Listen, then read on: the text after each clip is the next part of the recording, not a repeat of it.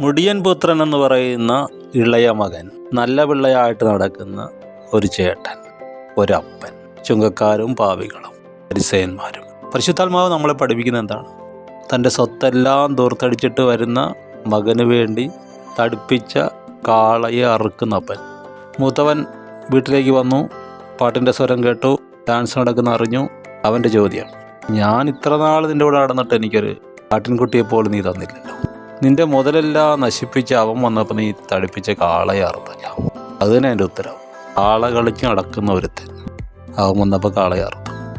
എന്നുവെച്ചാൽ അവൻ യഥാസ്ഥാനപ്പെട്ടു. കാളകളി നിർത്തി. അപ്പനെ തിരിച്ചറിഞ്ഞു. നീ ആട് കളിച്ച് നടക്കുക, നീ നല്ല പിള്ള ചമഞ്ഞ് നടക്കുക, അതിനെ സാക്രിഫൈസ് ചെയ്യണം. അപ്പൻ്റെ എല്ലാ കൽപ്പനയും അനുസരിക്കുന്നുവെന്ന് നീ പറയുന്ന നീ അപ്പനെ സ്നേഹിക്കുന്നില്ല, സ്നേഹം അറിയുന്നില്ല. ഇളയവൻ, അവൻ മരിച്ചവനായിരുന്നു, ഇപ്പം ജീവിക്കണം. നീ മരിച്ചവനാണ്, നീയും ജീവിക്കണം.